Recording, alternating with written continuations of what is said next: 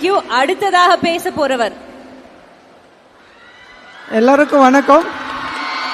So இந்த இடத்துல நின்று பேச ரொம்ப மகிழ்ச்சியாக இருக்குது. நான் யுவபாரத், கொழாவூர் கிராமம், திருவண்ணாமலை மாவட்டத்திலிருந்து வரேன்.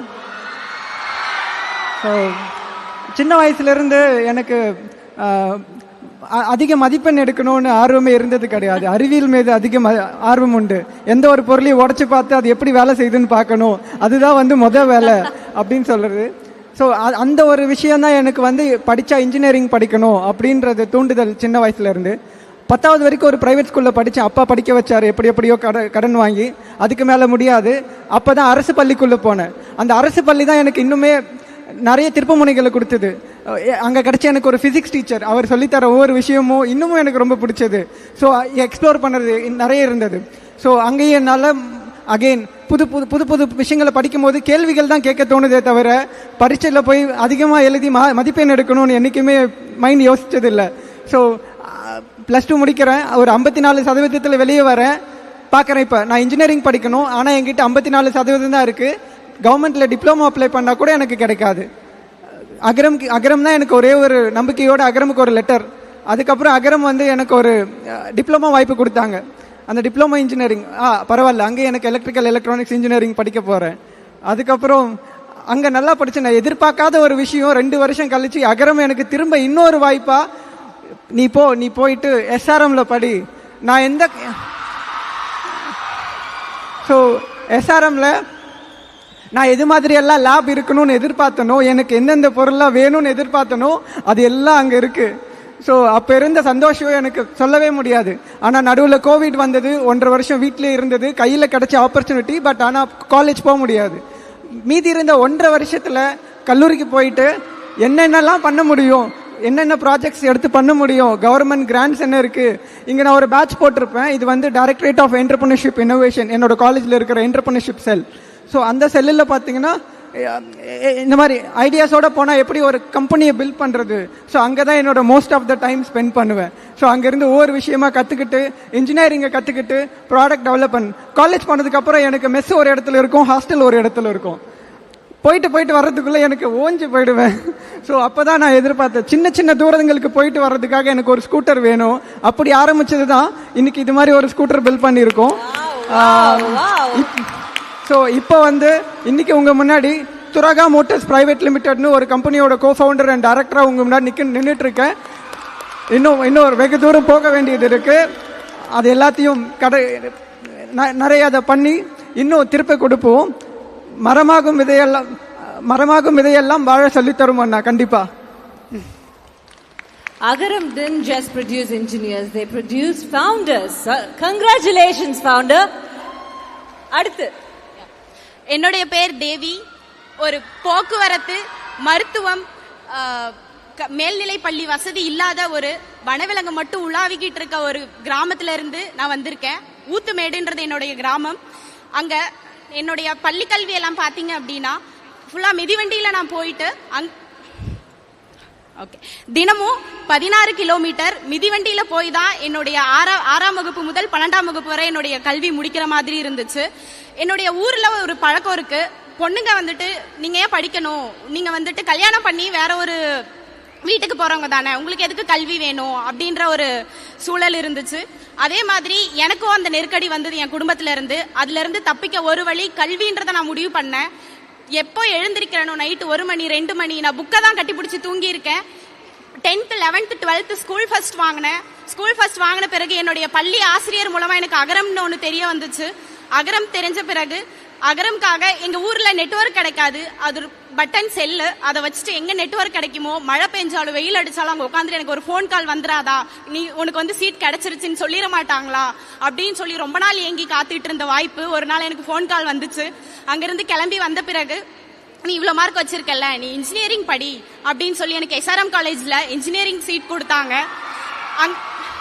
அங்க நான் படிச்சுட்டு அகரம்ல, அதாவது கவர்மெண்ட் ஸ்கூல்ல இருந்து படிச்சுட்டு வந்த தமிழ் மீடியம்ல படிச்ச ஸ்டூடெண்ட்ஸ்க்கு என்ன தேவைப்படுது இதுக்கப்புறமும் அப்படின்றத புரிஞ்சுக்கிட்டு நிறைய கற்றல்கள், நமது பள்ளி, இணை, அதுல எல்லாத்துலயும் நிறைய டிராவல் பயணம் பண்ணினேன். அதுல நிறைய கத்துக்கிட்ட பிறகு எனக்கு ஒரு ஆட்டோமொபைல் இண்டஸ்ட்ரியில நான் செலக்ட் ஆயிட்டேன். என்னுடைய நான் வேலை ஜாயின் பண்ண போறது குஜராத்ல.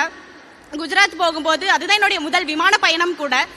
எனக்கு தெரியாது எப்படி போகணும் என்ன பண்ணணும் அப்படின்ட்டு. அங்கதான் நான் ஃப்ளைட் ஏற போகும்போது நான் மிஸ்டர் சிவகுமார் சாரையும் அண்ட் லக்ஷ்மி மேமும் வந்தாங்க. அவங்க 2 பேரும் வந்து தான் நீ சீட் இப்படிதான் பார்க்கணும், இப்படிதான் செக்இன் பண்ணணும், ஃபுல்லா அவங்க தான் சொல்லி கொடுத்தாங்க. எனக்கு அப்போ ஒரு உணர்வு தோணுச்சு, உனக்கு அகரம் தந்த கல்வி இருக்கும்போது நீ ஏன் பயந்துக்கணும், நீ மொழி தெரியாத ஊர் போனாலும் நீ பொழைச்சுக்குவ அப்படின்ற மாதிரி இருந்துச்சு. அதுக்கப்புறம் இப்போ நான் குஜராத், குர்கான் அங்கெல்லாம் முடிச்சுட்டு இப்போ பெங்களூர்ல ஒரு ஆட்டோமொபைல் இண்டஸ்ட்ரியில ஏரியா சர்வீஸ் மேனேஜரா ஒர்க் பண்ணிட்டு இருக்கேன். என்னுடைய 1 வருட குடும்ப வருமானம் இப்ப என்னோட 1 மாத சம்பளம். பொம்பளை பிள்ளைங்களுக்கு திருமணம் செஞ்சு வைங்க, அவங்களோட கனவுகளை கட்டி போட்டு வேண்டாம். தேங்க்யூ. அகரம்க்கு ரொம்ப நன்றி எனக்கு இந்த வாய்ப்பு கொடுத்ததுக்கு. Thank you, Devi. Thank you so much. You've installed so much of என்ன சொல்றது, அப்படி எங்களுக்கே ஒரு பெருமையா இருக்கு உங்களை பார்க்கும்போது. So anybody else? No, right? நீங்க இருக்கீங்க, please go ahead. Hi everyone, நான் வந்து ஜெயப்ரியா. நான் வந்து கடலூர் மாவட்டத்திலேருந்து வரேன். நான் 2014 பேட்ச். ஃபர்ஸ்ட்டு சொல்லணுன்னா இப்போ வந்து நான் ஒரு ரொம்ப அழகான வாழ்க்கையை வாழ்ந்துக்கிட்டு இருக்கேன். இந்தியாவோட ஒரு பிரபலமான எம்என்சியான இன்ஃபோசிஸில் டெக்னாலஜி லீடாக ஒர்க் பண்ணிக்கிட்டு இருக்கேன். ஃபர்ஸ்ட் நான் வந்து என்னோடய ஸ்டோரி சொல்லிடுறேன். 80s வர மூவிஸ் மாதிரி தான். எங்கள் ஊருக்கு வந்து மேப்பில் பார்த்தா கூட ரொம்ப சின்ன ஊர், ஆனால் அந்த ஊர் பேர் வந்து அகரம். அந்த அகரத்தில் வந்துட்டு ஒரு குடிகார அப்பா, அதை எதுவுமே செய்ய முடியாத அம்மா, அவங்களுக்கு 2 பொண்ணு. அவங்க வீடு எப்படி இருக்குன்னா ஊருக்கு ஒதுக்குப்புறமா மரம் செடி கொடிக்கு நடுவில் தான் இருக்கும். எங்கள் வீடு வந்துட்டு செவரு வந்து மண்ணால் இருக்கும், அதுக்கு அந்த கூரை இருக்கும், மழை பெஞ்சா நிறைய ஒழுகும், அடிக்கடி பாம்பு பலிலாம் கெஸ்ட் மாதிரி வந்துட்டு போவாங்க. இதுதான் என்னோட வாழ்க்கை. ஆனால் எங்கள் வீட்டுக்கு கரண்ட்டே இருந்ததில்லை, எங்கள் வீட்டுக்கு தண்ணி சர்வீஸ் இருந்ததில்லை. ஆனால் எனக்கு படிக்க ரொம்ப பிடிக்கும். ஏன் எனக்கு பிடிக்கும்னா people just recognised me because I'm good at academics. So அதனால் நான் ரொம்ப நல்லா படிப்பேன். என்னவாக இருந்தாலும் நைட்டு இவங்க சொன்ன மாதிரி தான் புக்கு கூட தான் இருப்பேன், படிச்சுக்கிட்டே இருப்பேன். அதுக்கப்புறம் இன்னொரு விஷயம்னா, இப்போ நான் வர்ணிச்சல இந்த வீட்டையும் வந்து எங்ககிட்ட பிடிக்கிட்டாங்க. ஏன்னா நாங்கள் 2 பேரும் பொம்பளை பிள்ளைங்க, எங்கள் அம்மா அப்பா வந்து படிக்கலை, அவங்க ஏழை, எங்ககிட்ட பிடிக்கிட்டாங்க, எங்களுக்கு வீடே இல்லை. அதுக்கப்புறம் நான் 12th முடித்தேன். நான் நல்ல மார்க் எடுத்தேன், ஸ்கூல் ஃபர்ஸ்ட் வந்தேன். நான் 195 கட் ஆஃப் எடுத்தேன். ஆனால் எனக்கு என்ன பண்ணுறதுன்னு தெரியல. இந்த ஸ்டேஜில் தான் நான் இருந்தேன். அப்போ வந்து என்னோட லைஃபே வந்து ஒரு அப்சைட் டவுனாக மாறிச்சு இன் அ குட் வே. அதுக்கு 2 விஷயந்தான். ஒரு ஃபேக்டர் வந்து கல்வி, இன்னொன்று வந்து ஒரு அழகான ஆக்சிடென்ட் தான் எனக்கு அகரம். எனக்கு அகரம் பற்றி யாரும் வந்து சொன்னதெல்லாம் இல்லை. எங்கள் ஹெட்மிஸ்டர்ஸ் வந்து எனக்கு அந்த 10 நம்பர்ஸ் மட்டும் கொடுத்தாங்க. நீ போ, இதுக்கு டயல் பண்ணு, you will get what you deserve அப்படின்னு தான் சொன்னாங்க. நான் அதை வந்து 2014 மார்ச்சில் டயல் பண்ணேன். என்னோட வாழ்க்கை அதுக்கப்புறம் ரொம்ப அழகாகிடுச்சு. சார் சாய்ராமில் தான் சார் நான் படித்தேன், சாய்ராம் அலுமினி. ஸோ நான் இங்கே சாய்ராமில் தான் எனக்கு சீட்டு கிடச்சிச்சு. நான் தமிழ் மீடியமில் படித்தேன். ஆக்சுவலாக அகரம் தமிழ் மீடியமில் படித்தேன். அகரம் எப்படின்னா உங்களை காலேஜ் சேர்த்து விட்டுட்டோட நிறுத்த மாட்டாங்க. அதுக்கப்புறம் நமக்கு என்ன தேவைன்றதுல அவங்க ரொம்ப குறிக்கோளாக இருப்பாங்க. ஏன்னா பிள்ளைங்களை சேர்த்து விட்டுட்டோம், அதுக்கப்புறம் எப்படி வேணா போகட்டும் அப்படிலாம் விட்டுற மாட்டாங்க. எனக்கு ரொம்ப ஸ்ட்ரகிளாக இருந்துச்சு. என்னால் இங்கிலீஷ் மீடியம் டக்குன்னு அடாப்ட் பண்ணிக்க முடியல, என்னால் ஏற்றுக்க முடியல. நான் வந்துட்டு ரொம்ப கம்மியாக மார்க் எடுக்கிறேன் அப்படின்றதுனால நான் திரும்ப அகரத்துக்கிட்ட தான் போய் நின்னேன், எனக்கு ஹெல்ப் பண்ணுங்க அப்படின்ட்டு. எனக்கு இந்த கெரியர் கைடன்ஸ் கொடுத்தாங்க, அது மாதிரி ஃபாலோ பண்ணேன். திரும்ப நான் ரொம்ப நல்லா படித்தேன். சார் நான் வந்து அண்ணா யூனிவர்சிட்டி கோல்டு மெடலிஸ்ட். ஸோ அது முடிஞ்சிச்சு. திரும்ப நான் வந்து டிசிஎஸ்கில் போனேன், அங்கே ஒர்க் பண்ணேன், நிறைய எக்ஸ்பீரியன்ஸ் கிடச்சிச்சு. நான் தமிழ் மீடியமாக எனக்கு கொஷின் பண்ணுவாங்க, அந்த அளவுக்கு நான் என் டீமை லீட் பண்ணுவேன். அதுக்கப்புறம் நான் இன்ஃபோசிஸ் போனேன். எங்கள் அம்மா அப்பாவுக்கு வந்து எனக்கு ஒரே ஒரு கனவு மட்டும்தான். எங்கள் அம்மா அப்பா வந்து நிம்மதியாக தூங்க வந்து 4 ரூஃப் இருக்க மாதிரி ஒரு வீடு வேணுன்றது தான் என் லட்சியமாக இருந்துச்சு. நான் ரொம்ப பெரிய வீடு கட்டிட்டேன்.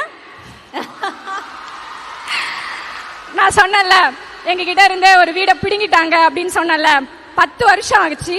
அந்த 10 வருஷம் கழிச்சு எனக்கு அகரம் கொடுத்த கல்வியால் திரும்ப என் வீட்டை நான் மீட்டெடுத்தேன். ஆனால் எல்லாமே நான் லீகலாக பண்ணேன். எனக்கு ரொம்ப சந்தோஷமாக இருந்துச்சு. ஒரு காலத்தில் எங்கள் வீட்டில் வீடே இல்லாமல் இருந்தோம். ஆனால் இப்போ எங்கள் அம்மா வந்து 2 வீட்டுக்கு சொந்தக்காரங்க. அது நான் ரொம்ப சந்தோஷமாக சொல்கிறேன். இந்த 10 வருஷத்தில் வந்துட்டு எல்லாரும் சொல்லுவாங்க, ஏன் பொம்பளை பிள்ளைய படிக்க வைக்கிறேன், ஏன் பொம்பளை பிள்ளைய படிக்க வைக்கிறேன். இப்பயும் சொல்லுவாங்களான்னு எனக்கு தெரியல. ஆனால் சொல்கிறவங்களுக்குலாம் ஒன்றே ஒன்று சொல்கிறேன், பொம்பளை பிள்ளை படிக்கட்டும். பொம்பளை பிள்ளை படிக்கட்டும். Thank you everyone. அம்மா ஜெயப்பிரியா தானே உங்க பேரு? ஏன்னா இங்க எனக்கு கரெக்டா இல்ல, அதனால கேட்டு. ஜெயப்பிரியா, அம்மாக்காக வீடு கட்டி அம்மா உள்ள கொண்டு போய் உட்கார வைக்கிற அந்த டைம் எப்படி இருந்தது உங்களுக்கு? மைக்ல சொல்லுங்க. சரியல் மூமெண்டா இருந்துச்சு. வாழ்க்கையோட பிறவி பலன் அடைஞ்ச மாதிரி இருந்துச்சு. வாவ், என்ன ஒரு சந்தோஷம் இல்ல. அந்த பிள்ளை வந்து ஜெயிச்சிருக்குன்னு கேட்கும்போது எனக்கு அவ்வளவு சந்தோஷமா, எங்க எல்லாருக்குமே அவ்வளவு சந்தோஷம். எக்ஸ்ட்ராவா கைத்தட்டல் கொடுக்கலாமே அந்த பிள்ளைக்கு. மண் பாருங்க, உங்க அண்ணன் பாருங்க எந்த சின்னனே கை தட்டிட்டாரு. இதுக்கு மேல என்ன வேணும் உங்களுக்கு?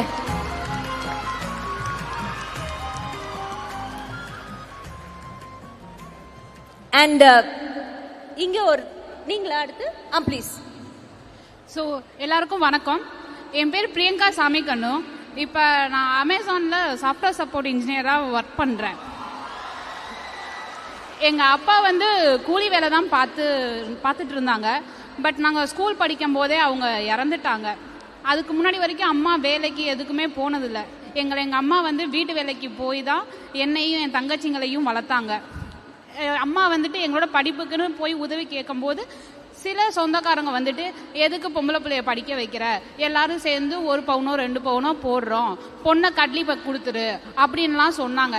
பட் ஆனால் எங்கள் அம்மா வந்துட்டு அதெல்லாம் மனசில் ஒரு வைராக்கியமாக வச்சுட்டு, இல்லை என் பொண்ணு படிக்கட்டும், அவளுக்கு என்னைய மாதிரி ஒரு நிலைமை வரக்கூடாது. ஏன்னா எங்கள் அப்பா இறந்ததுக்கு